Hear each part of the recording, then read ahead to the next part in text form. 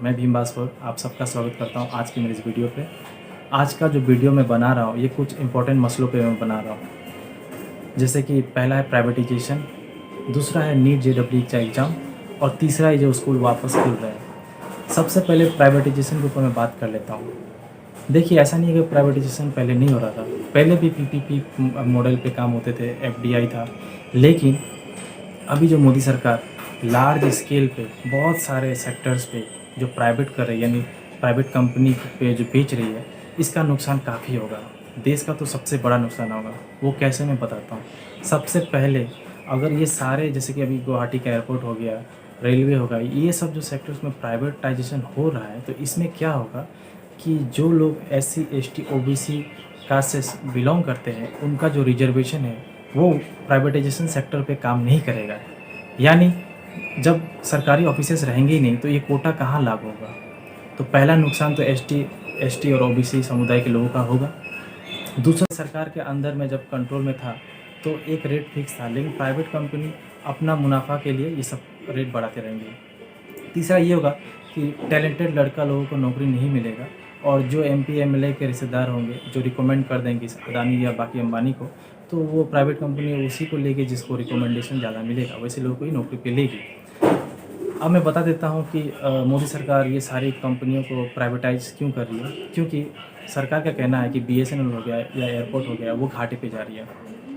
तो मैं आप लोगों को ये बता देना चाहता हूँ कि ये क्या मूर्ख है अदानी अंबानी, ये क्या बेवकूफ़ है जो इतना पैसा लगा कर खरीद रहे हैं ये सबको। क्यों? क्योंकि इन्हें यहाँ पे अपना फ़ायदा दिखा है, इन्हें बहुत सारा प्रॉफिट दिख गया है। तो जब इन कंपनियों को प्रॉफिट दिख गया है तो सरकार को क्यों नहीं दिख रहा है कि रेल में प्रॉफिट है, एयरपोर्ट पे है, बीएसएनएल में प्रॉफिट है, इन्हें क्यों नहीं दिख रहा है सरकार को। जब इन कंपनियों को दिख गया और खरीद के फिर अपना प्रॉफिट निकाल लेंगे तो सरकार क्यों नहीं कर पा रही है।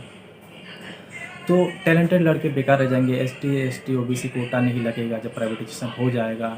धीरे धीरे अभी तो 24% लोग तो बेरोजगार है, आगे जाके 50% लोग बेरोजगार हो जाएंगे। इसीलिए प्राइवेटाइजेशन जो हो रहा है इसे रोकना पड़ेगा और इसके लिए आप सब आवाज़ उठाएं।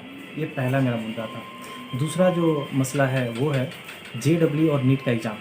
अब ये जेडब्ल्यू और नीट का एग्ज़ाम पोस्टपोन होना चाहिए। क्यों होना चाहिए? क्योंकि 25 लाख स्टूडेंट फॉर्म फिलअप किए हैं और ये लॉकडाउन के पहले किए थे। लॉकडाउन लग गया, इनका एग्ज़ाम पीछ पोस्टपोन हो गया। लेकिन पोस्टपोन होने से अब क्या हो रहा है कि जैसे कि मान लीजिए कोई लड़का दिल्ली या गुवाहाटी में दिल्ली या कोटा में जाके वो अपना फॉर्म फिलअप और वहाँ पे सेंटर बनाया था, एग्ज़ाम सेंटर। अब वापस लॉकडाउन में वो गुवाहाटी आ गए, कोटा से गुवाहाटी आ गए, कुछ लोग साउथ इंडिया चले गए, कुछ नागालैंड चले गए। अब ये सेंटर बदल के गुवाहाटी दे सकते हैं, दिए भी होंगे। लेकिन आप सोचिए, इनका घर से जैसे कि सिलचर से गुवाहाटी जाना या फिर कोकराझार से गुवाहाटी जाना, या मान लीजिए आपका पुरुलिया से पटना जाना, बहुत दूर दूर डिस्टेंस कवर करना, तो कैसे होगा? बिना ट्रेन का तो नहीं हो सकता, ट्रेन तो बंद है। तो इन्हें क्या करना होगा? जाने के लिए प्राइवेट गाड़ी करना होगा। तो प्राइवेट गाड़ी का पैसा कौन देगा? 10-10 हज़ार रुपया कौन देगा? आप सोचिए। या फिर अगर आपको इसी डेट पे कराना है सितंबर में, तो आपके पास एक ही ऑप्शन है कि आप ट्रेन चालू कर दीजिए। ट्रेन चालू करेंगे तो क्या होगा? ये सब जिनका पास एडमिट है वो ट्रेन पे उठेंगे और उन्हें ही जाने दीजिए, तब इनका भी पैसा बचेगा और ये एग्ज़ाम दे पाएंगे और थोड़ा सेफ्टी भी रहेगा। तो कोरोना से आप दो बात मत कीजिए। अगर आप बोले कि कोरोना से लड़ रहे हैं तो एग्ज़ाम क्यों करा रहे हैं?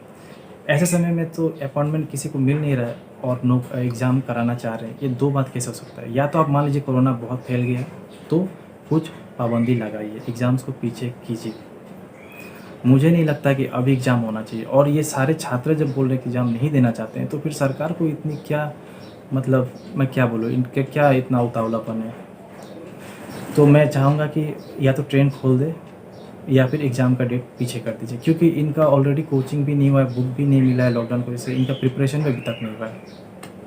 तीसरा जो मेरा मुद्दा है कि बहुत सारे स्टेट और भारत सरकार स्कूल खोलने जा रही है सितंबर में। क्यों खोलने जा रही है? आपको लगता है कि स्टूडेंट सुबह से लेकर 3-4 बजे तक मास्क पहन के रह सकते हैं? और सैनिटाइज़र, एक स्कूल में 1000 छात्र रहता है, अगर हर कोई सैनिटाइज़र लगाए, दिन भर लगाते रहे, तो कम से कम हर स्टूडेंट पे 1 बोतल सैनिटाइज़र ख़त्म होगा। तो वो सैनिटाइज़र कौन देगा? मास्क दिन भर क्या रह सकते हैं घर में वो स्कूल खुलना ज़रूरी नहीं है। और ऐसे भी जो लड़के पास आउट हो चुके हैं पहले भी, पिछले साल भी, उनको कौन सा नौकरी मिल रहा है? बेरोज़गारी तो 24% है। तो यही मैं कहना चाहता कि उस स्कूल को अब अक्टूबर नवंबर के